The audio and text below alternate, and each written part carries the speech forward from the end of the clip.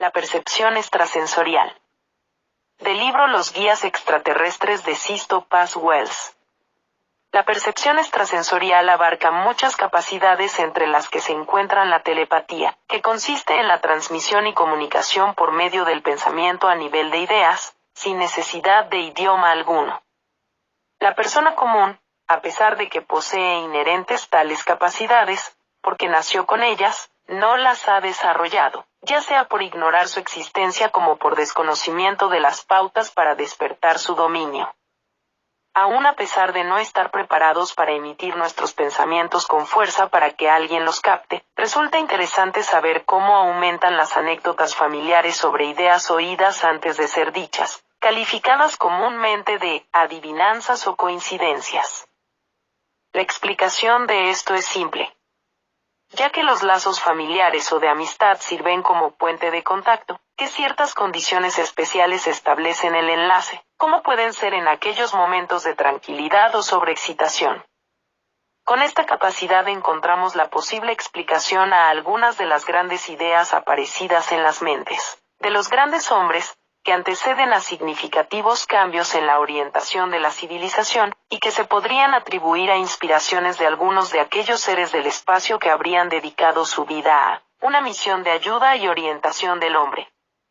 Otras facultades potenciales de ser desarrolladas por la mente del hombre son la clarividencia o visión mental, que le permita a quien la domina apreciar con claridad las formas del pensamiento, el aura de las personas o cuerpo bioplasmático, sucesos que ocurren a gran distancia, otros países, otros planetas, y hasta hechos que han sucedido en un lugar y que se hallan grabados en el mismo, impregnadas las imágenes hasta en un objeto.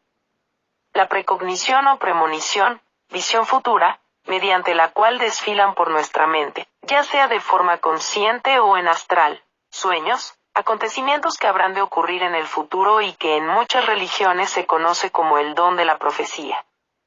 La telequinesia, que faculta a la persona que ha desarrollado su mente a mover toda clase de objetos a distancia. Es conocido por los interesados en este tema, que los jóvenes durante la pubertad tienden a liberar gran cantidad de energía psicoquinética que puede originar el movimiento involuntario de objetos, que estos pueden ser interpretados engañosamente como producidos por fantasmas o elementales, poltergeist. La bilocación o don de ubicuidad, que es la capacidad de estar en varios lugares a la vez, creando para esto dobles mentales que pueden ser vistos y tocados. Son diferentes los fenómenos de bilocación y los de desdoblamiento, ya que el segundo ocurre durante el viaje astral y no puede ser contemplado a simple vista. La dermóptica, que significa visión a través de la piel. Esta capacidad se manifiesta por la sensibilidad del tacto, que lleva a evocar en la mente imágenes que se desprenden de las vibraciones contenidas en los objetos. Es increíblemente práctica para el rastreo de personas o cosas que se hayan extraviado. Capacidades como estas son entrenadas y desarrolladas conscientemente en los psíquicos para que estos amplifiquen los potenciales con que nacieron y ayuden a resolver casos policiales que no pueden ser solucionados por los métodos convencionales, como por ejemplo raptos y secuestros, aunque nunca faltan los gobiernos que los explotan en el espionaje. El don de sanación, que no es otra cosa que la gran capacidad de absorción de energía del cosmos y de la esencia creadora, e igual capacidad de transmisión y canalización hacia otros, purificada por el desinterés. Esta capacidad de estimulación mediante electromagnetismo permite el concurso de la sugestión y autosugestión. Aquel que posee el don de la sanación, imposición de manos, debe estar también en capacidad de inspirar confianza en la persona que recibirá la ayuda o en sus parientes, e igualmente tener la convicción y seguridad de poseer la fuerza a la que representa en aquel momento. Lo que nos acerca a la fuente del poder, que nos utiliza como instrumentos, es el desinterés, la pureza de intención y la solidaridad humana.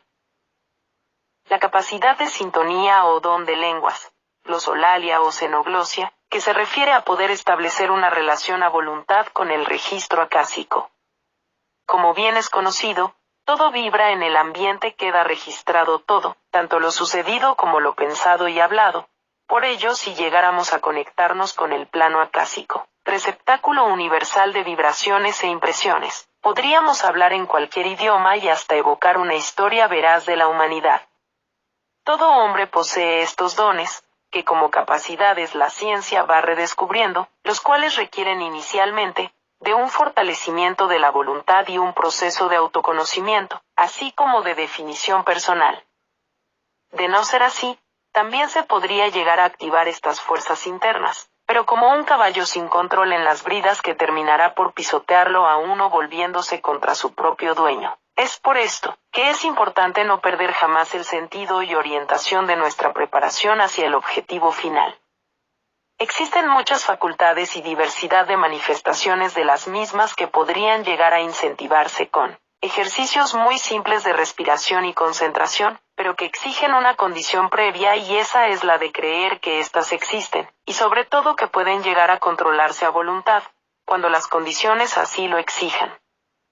Es una exigencia de fe, y la fe es la convicción de lo que no se ve. Es a la larga una actitud de apertura mental frente a todo esto, un salir de la ignorancia y la dependencia a los esquemas y prejuicios que encasillan nuestro cerebro.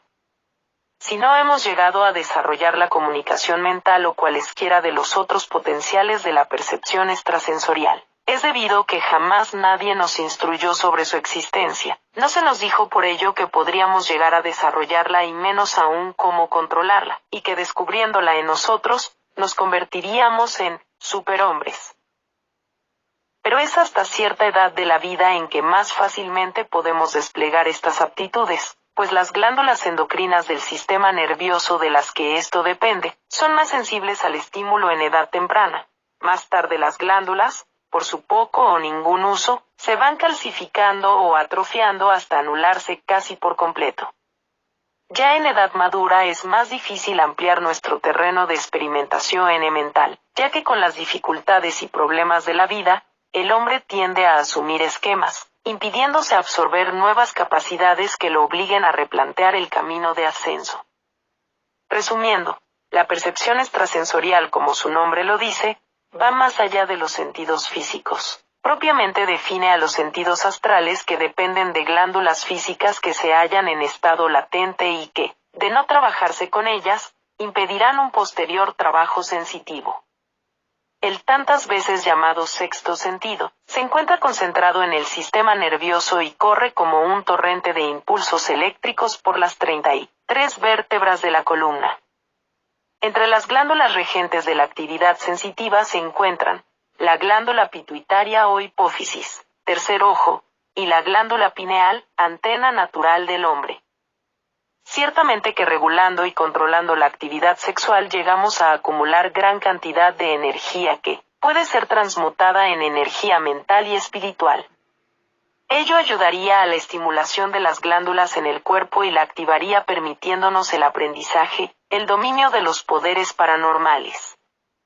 En la actualidad, escuchamos muchas recomendaciones para el progreso espiritual y sobre todo aquellas que ofrecen el despertar del sexto sentido.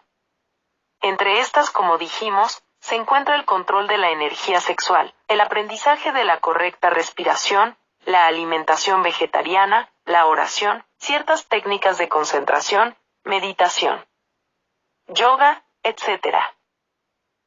Pero en todo ello encontramos que se cumple aquel adagio hindú que dice, maestros hay muchos, pero discípulos, ninguno. Con esto vemos que formas hay varias, o sea que muchos son los que quieren enseñar formas y sistemas, pero no hay quien ponga en práctica lo enseñado y hay hasta quienes subestiman las prácticas espirituales para así conformar su conciencia y engañarse, para no tener que verse en el compromiso de realizarlas, es decir, es más fácil negar la altura que destrozarse las manos por alcanzarla.